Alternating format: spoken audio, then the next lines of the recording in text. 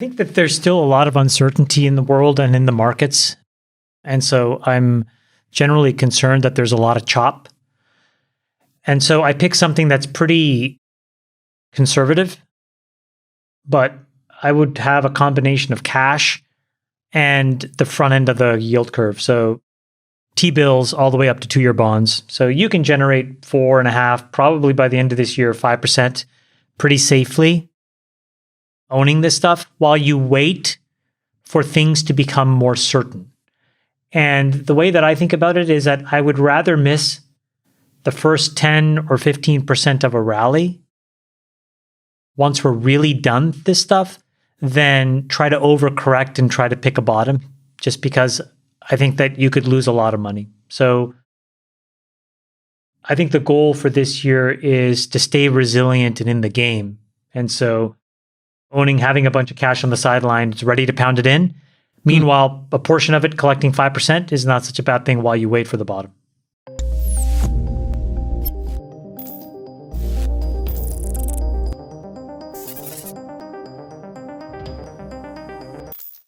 Bitcoin could be busy forming fundamental support in its current tight trading range, the latest research suggests. In a tweet on January 6th, trading platform TrendRider noticed that $16,800 is becoming an increasingly important BTC price support zone. Hello and welcome to Money Talks. In today's video, Chamath Palihapitiya shares his prediction on the biggest winners and losers business for 2023 and the best strategies that should be adopted by novice investors in these times. If we've learned anything from the last 3 years, you have to separate the valuation of a company and how it performs in the stock market with its value in society. So for example, if you look at Zoom's valuation has cratered, but its value in society has probably continued to go up. It's still a massively relied upon tool. The point is that markets do not give you credit for the value in society. They will give you credit when you are about to over-earn, but then they'll pull it all back when they think that you're going to under-earn. So in that lens, I think that tech will have a tough year. I think energy will have a really shit year. And probably the biggest asset class that is going to get pressured is going to be junk debt. And the reason is a bunch of these variable rate loans, when rates are at 5 and 6%, that all of a sudden are like 11, 12, 13, 14% coupons, a bunch of companies will have trouble meeting their debt obligations and will have to restructure the debt or will have to file.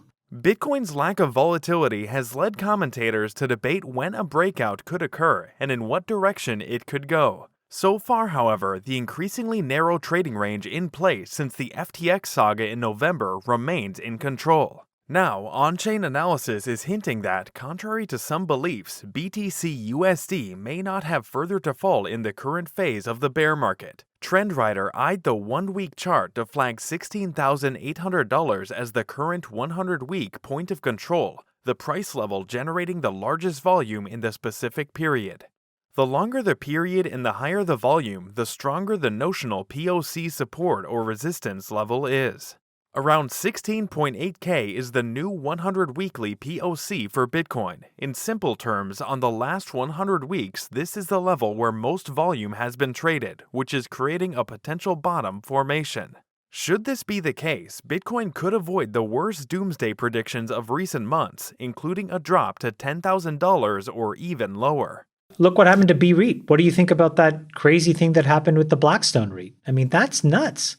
Explain what happened? Yeah. Blackstone has a product called B-REIT. It's like a $70 billion exchange-traded fund, effectively. And what it is the ability for individual investors to own access to Blackstone's, commercial real estate portfolio. And they had such a massive amount of redemptions that they had to close redemptions at the end of Q4. And they were worried that the redemptions were going to continue to go up. These are individual investors who basically sees the writing on the wall, as David said, and wants their money out. And so they went to the University of California pension system, and they essentially got a huge infusion of capital. I think it was about $4 billion, where they guaranteed 11.5% interest to these guys for the $4 billion. And they also posted $1 billion of their own equity in the actual REIT to backstop it. So What does it show you? I think what Sachs is saying is really right. It may not just be in San Francisco, but with all of these people either getting laid off, with all of these people now working remotely, we may finally start to see the beginning of the reckoning in commercial real estate, which has been an unbelievably performant asset class up until right about now.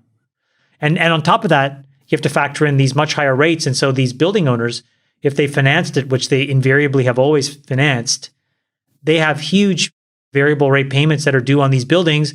The rent rolls are lower. Even people like Twitter is just refusing to pay the rent. So you have to take them to court. So it elongates when they have to pay. And so you could miss a bunch of rent payments and all of a sudden the banks could just go crazy and take ownership of these things.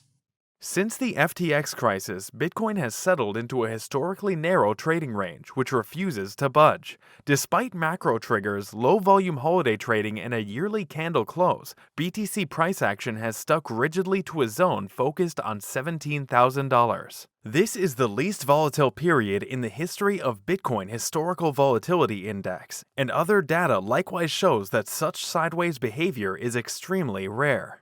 Who do you have, Chamath, for your biggest business winner of 2023? I'm going to pick something out of my portfolio. Mm-hmm.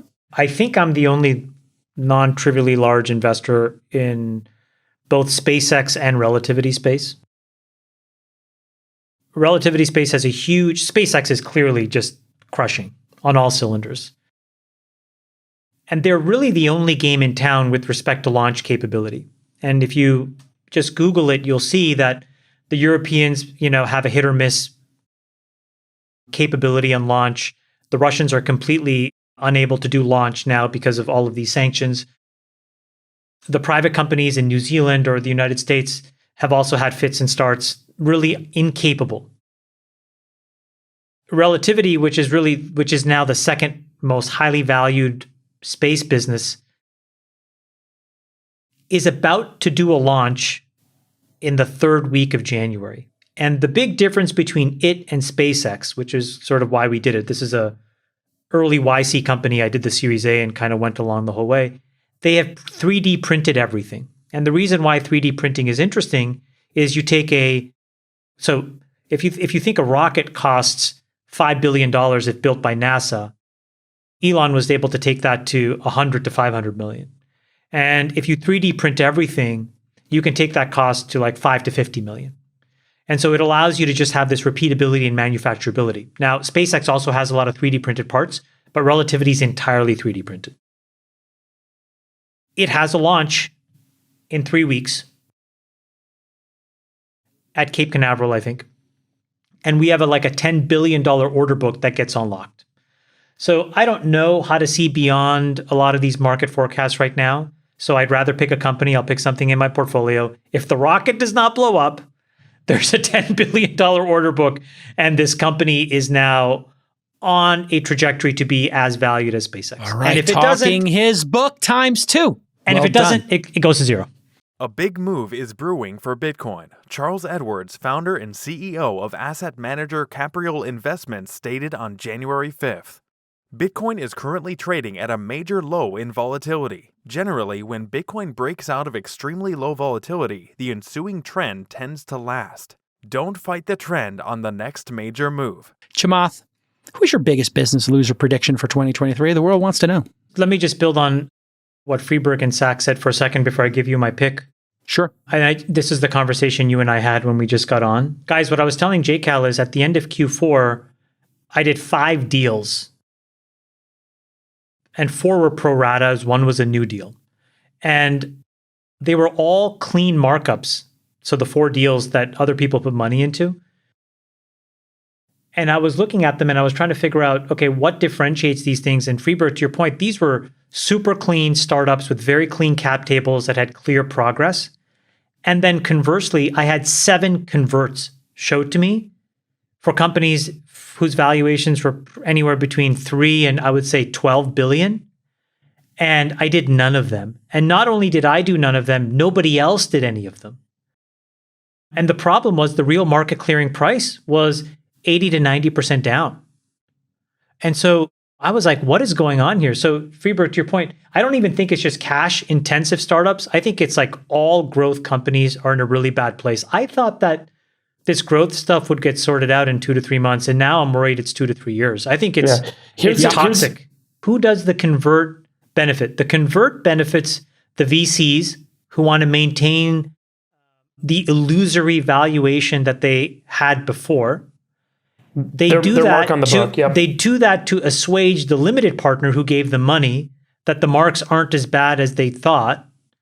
But the people that really get screwed, as Jason said, are the common shareholders, because eventually those convert deals that do get done, those people will end up owning the company. The cap table gets completely flushed and reset, and the employees get wiped out. Yeah. And then you got to basically take all the employees who were there previously, who now hate the founder, and you got to start over and give everybody they're wiped. The people that do all the work get fucked, and the people that do none of the work and who just want to maintain this shell game gets to basically live another day. So let me tell you my biggest business loser. Yes, please.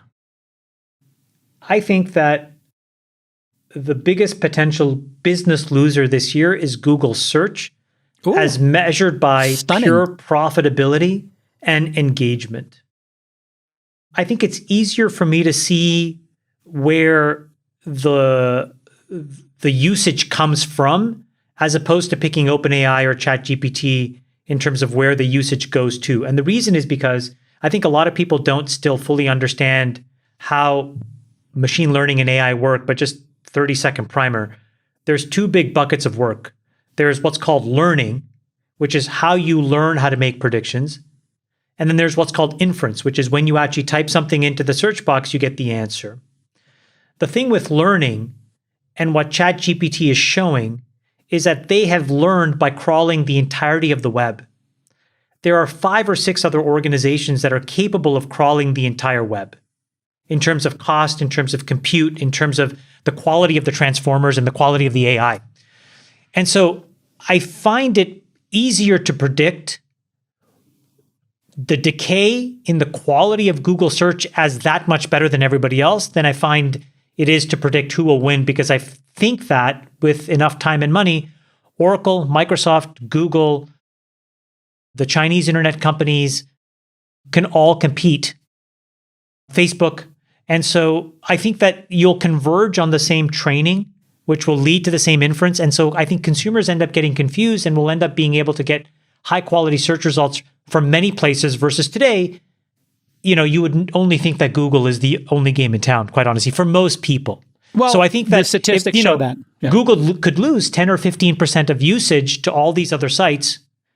And that may not make any of those sites that relevant, but it'll have a material, measurable impact to Google and Google's bottom line. Fantastic prediction. So, what's your Bitcoin prediction for 2023? Tell us in the comments. Also, don't forget to like and subscribe. See you soon with the next video. Thank you so much for watching.